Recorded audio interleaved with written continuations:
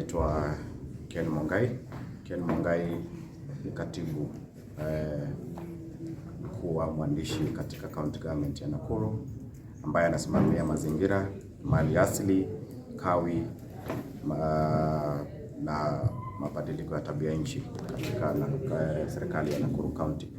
Tumekuja hapa leo kujumuika na wanahabari na wahariri, ndivyo tuweze kujadiliana yale mambo ya kwa wakati huo inafanyika kuhusiana na maneno ya mabadiliko ya tabia nchi na utunzaji wa mazingira yetu, ndio tuweze kuchunga vizazi ambavyo viko saa hizi na vizazi vijavyo, kwa sababu yale mambo ambayo yalifanyika kwa wakati wa miaka ya kitambo ndio ambayo yanaweza kuadhiri watu kwa wakati wa sasa.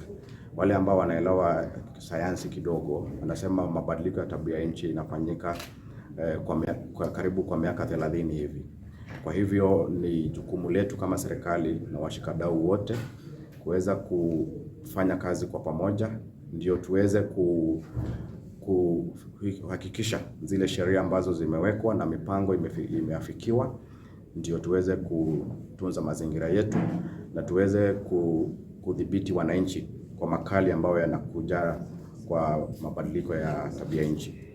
Kwa hivyo tuko hapa na tunatumai zile habari ambazo tumeweza kuwa nazo hapa na majadiliano yataweza kufikia wananchi kwa wingi, kwa sababu ile changamoto kubwa ambayo tumekuwa nayo kama serikali na washikadau katika idara ya mazingira ni wananchi kutokuwa na habari kamili ama ile kitu tunaita kwa kimombo adequate information, ndio waweze kuweza kuchukua hatamu kule mashinani na kuweza kuangalia zile miradi ambavyo wanafaa kufanya kule, ili waweze kudhibiti kutokana na makali ya tabia nchi. Serikali ya kaunti ya Nakuru ikiwa imeongozwa na Mheshimiwa Susan Kihika imeweza kufanya mambo kadha kwa kadha kuweza kusaidia kudhibiti makali haya. Jambo la kwanza ambalo imefanya ni kuweza kuhakikisha angalau 20% zile fedha zote ambazo zimetengwa katika kufanya kazi hizi zinaenda kufanya kazi ya maji, tuweze kufikia wananchi waweze kupata maji safi ya kunywa na maji ambayo inatosha. 20% ya fedha hizo inaenda katika kilimo na ukuzaji wa mifugo, ndio tuweze kufanya wananchi waweze kuparticipate ama kushiriki katika ukuzaji wa nchi na uchumi wa nchi katika kilimo na ufugaji. Jambo la tatu ambalo tunaweza kufanya ni kuweza kuweka kiwango kingine cha 20% ya hizo fedha kutunza mazingira yetu, ambayo inahusisha mito, inahusisha maziwa yetu, inahusisha misitu, ili tuweze kukuwa na mazingira ambayo ni nadhifu kwa kila mwananchi na wageni ambao wanatembea hapa. Hivi karibuni mliona tuliweza kutengeneza uga wetu wa Lions pale mjini, na hizi tunaweza kupunguza ile makali ya joto. Watu wanaweza kwenda kuketi pale na kuweza kujisitiri hilo joto. Tunaweza kupata kwa kila siku katika ule uga karibu watu 1000. Na katika maneno ya mazingira na kuchunga mazingira, siku hizi kwa sheria ni vizuri kuhusisha wananchi, na ndio maana tuna ile kwa kimombo inasemekana tunafanya ile environmental impact assessment na social, include wananchi ama kuhusisha wananchi kwa hiyo miradi. Uliona tulifanya mradi huu na incorporate biashara kidogo pale, ndio msifanye miradi ambayo tu mnafukuza wananchi, kwa sababu mnataka kufanya miradi na mnataka kuaddress issues za mazingira na wananchi wanaenda kuteseka. Tumekuwa na uga mwingine hapa nyuma yetu hapa unaitwa Nyayo, ambao pia imeweza kufanywa na fedha za serikali kuweza kusaidia wananchi kukuwa na mahali pema hapa kutulia. Tuko na Naivasha pia, municipality ama manispaa ya Naivasha iko na uga wake pia pale mjini katikati. So serikali ya Mheshimiwa Susan Kihika na akitumia sisi ambao ni wataalamu wake katika idara ya mazingira ameweza kufanya kwa kikubwa sana, na tunatumai tutaendelea kupata fedha zaidi na kuelekea kwa miaka ambayo inakuja ndio tuweze kuendeleza zile kazi zaidi. Asanteni sana. Kwa hiyo ningependa kuchukua. So you talked about riparian areas and maybe the growing population, there is pressure for development. how are you trying to incorporate the aspect of controlled development to avoid infringement of these areas? Thank you so much. Nikijibu hiyo, my response to that on controlled development has to be done by law, and it has to be registered before development starts. Land subdivision, I think, in Kenya has been a problem because agricultural land is being subdivided for commercial development, and land meant for agriculture, land meant for commercial and residential development is decreasing daily. I think the best way to address the issue of encroachment of riparian areas is to embrace what the national government and collaboration with county government is doing on affordable housing. When you do mass construction of residential houses, it reduces pressure for people to go and encroach on unauthorized land to develop their own homes. So I think nationally and at county level tunahitaji kubadilisha zile sheria zetu na tuweze kupangia miji yetu ama mashamba yetu vile ambavyo yanafaa kutumika, na tuweze kudhibiti wale wafanyikazi wanaweza kuwa wanapitisha zile mipango ya mijengo kwa zile maeneo ambayo hawakubali.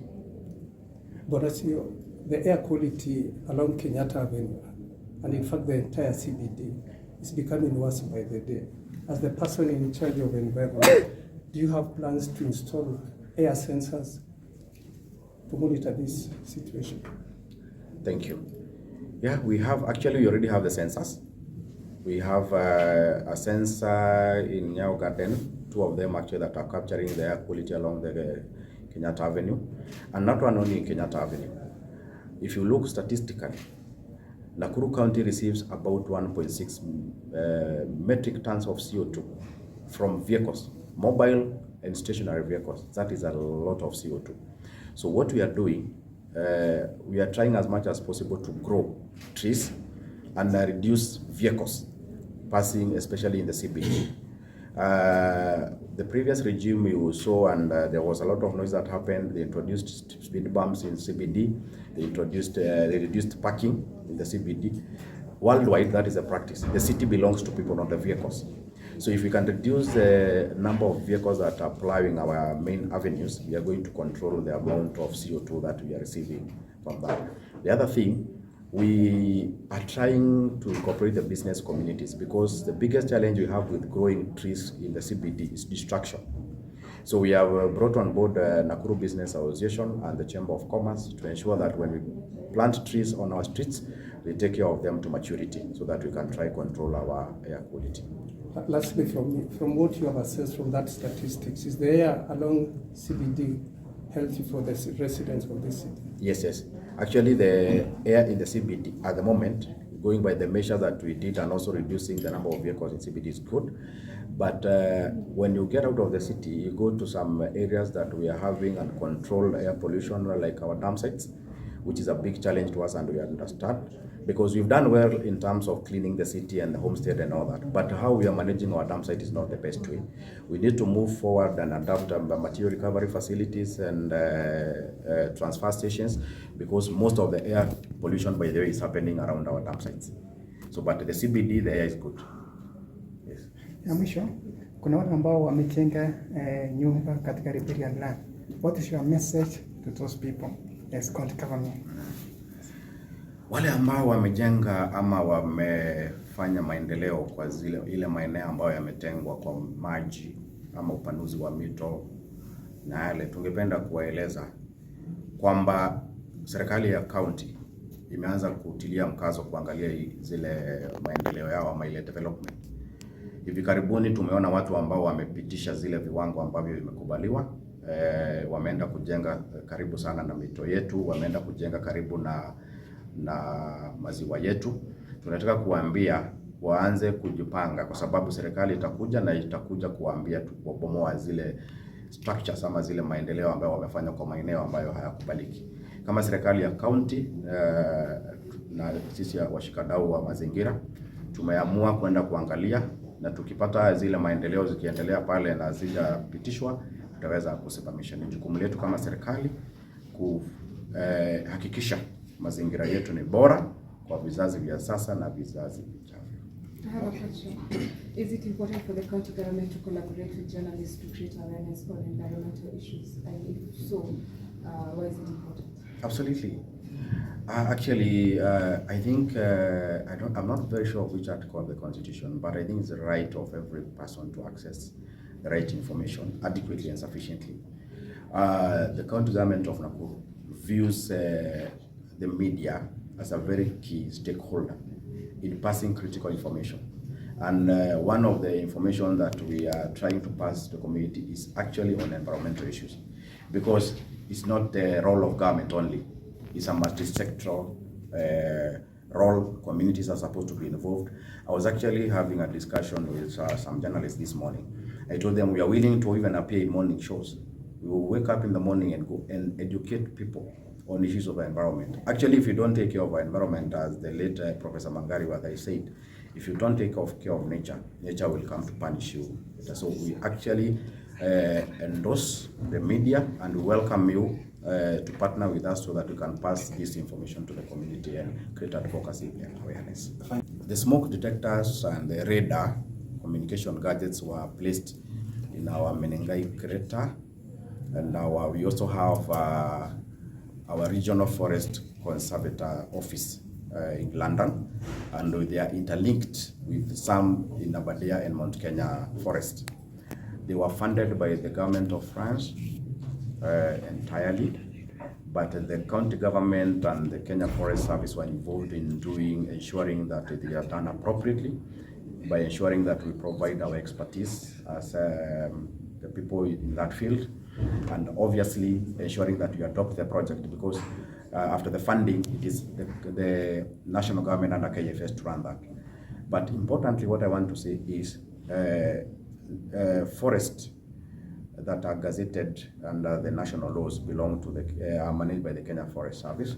The county government comes to supplement or complement what the national government is doing. What I can mention is the smoke detectors that have been done there have significantly reduced the chances of having forest fires. And whenever they are there, we're quickly able to run and help in quelling the fire and putting out the fire as quickly as we can. It's not as business as it was before, where you would have forests running for over a week. Nowadays, a few hours, we are done with that, so that we can control all that.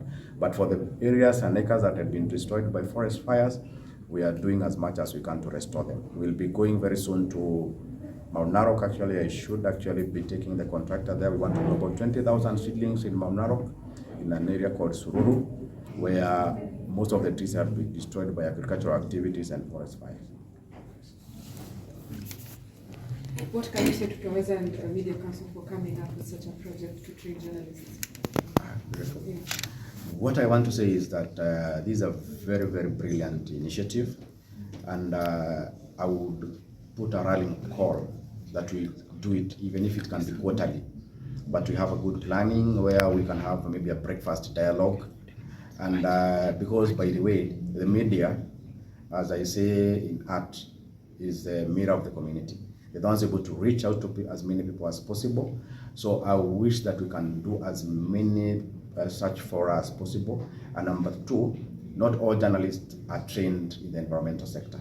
So when we bring some of them here and we incorporate with those ones who have been trained in that, I think it's a very beautiful initiative, because sisi ndio tuko kwa ground na watu, na the journalists are here every day with communities, and they're able to talk to them and educate them as well. The other thing is the media is considered as independent, which I believe it should be. That when you go to the community and you tell them this is the direction, they are actually likely to listen to you more than they would listen to government. So I actually believe that the media is very critical in this, and we should embrace this, doing more moving forward.